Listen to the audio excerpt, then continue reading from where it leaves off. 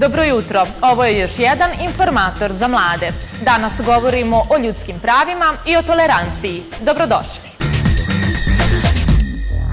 Ljudska različitost ima svoju vrednost. Ona oplemenjuje i od nas stvara bolje ljude. Upravo ovo je bila poruka manifestacije Gledaj me srcem.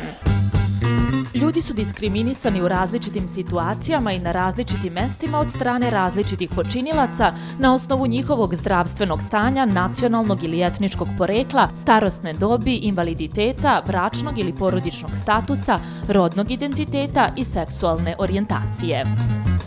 Diskriminacija treba da se spreči. Prvi korak u njenom sprečavanju je da svi razumemo u kojim se situacijama diskriminacija javlja. Ona se može desiti svuda oko nas. U školi, u prevozu, na ulici, na poslu. I ona može da se desi svakome. Komšiji pored nas, kolegama na poslu, pojedincima i grupama u našoj okolini. Diskriminaciju može da vrši svako. Doktor, profesor, prolaznik, student. Poruku o važnosti poštovanja ljudskih prava, antidiskriminaciji i toleranciji prenela nam je i nedavno održana manifestacija Gledaj me srcem, kojom je obeležen Međunarodni dan tolerancije, ali i završetak projekta Škola umetničkih veština. U pitanju je projekat koji je sproveo Centar za omladinu Tvoja Srbija uz podršku Evropske omladinske fondacije Saveta Evrope, a čiji cilj je bio razvoj socijalnih i kreativnih veština mladih sa smetnjama u razvoju. Veoma često smo puni predrasuda i puni stereotipa kada su u pitanju deca sa smetnjama u razvoju, ali svaka prilika za njihovo uključivanje u život demantuje i pokazuje da ti stereotipi i predrasude ne treba da postoje u srpskom društvu.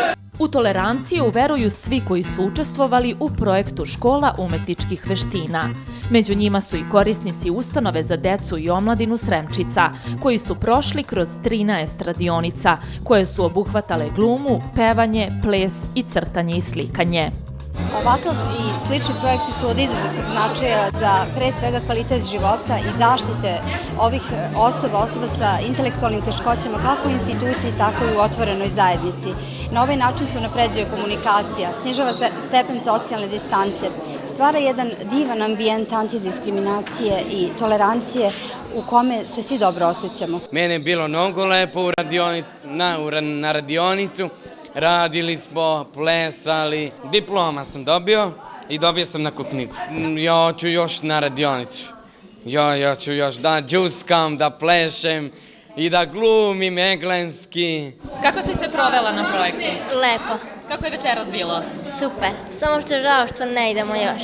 Baš mi krivo. Savršeno, bilo nam je lepo, družili smo se, igrali smo, džuskali smo, crtali smo. Ja sam prezadovoljna kako je ovo ispalo. Evo, baš sam pričala sa kolegama dok su oni nastupali, samo što nisam zaplakala. Toliko sam bila uzbuđena. Ono što je meni najvažnije, to je da vidim da su oni presrećni. Što naša deca iz doma, što deca naše iz Arti Medije i UMS-a, svi su prezadovoljni, presrećni, voljeli bi da radimo još, tako da meni je to dovoljan pokazatelj da je naš projekat više nego uspeo. I vi možete učestvovati u prevenciji i zaštiti od diskriminacije. U našoj državi postoje nadležne institucije koje se bave unapređivanjem i zaštitom ljudskih prava kao i promovisanjem tolerancije i ravnopravnosti. Jedna od njih je i Poverenik za zaštitu ravnopravnosti koji se bavi sprečavanjem i zaštitom od diskriminacije, a kome se svaki građanin može obratiti. Pozvala bih i da se obrate i onim situacijama kada nisu sigurni da li su diskriminisani ili nisu, osete neku nepravdu, znaju da su stavljeni u nejednak položaj ili nisu sigurni zbog čega. Građani i građanke nam se mogu obratiti putem maila na poverenik@ravnopravnost.gov.rs ili nam mogu pisati na adresu Beogradska 70 u Beogradu. Ovo je bio još jedan informator za mlade. Sa sledećom temom očekujemo vas već sledećeg vikenda. Prijatno!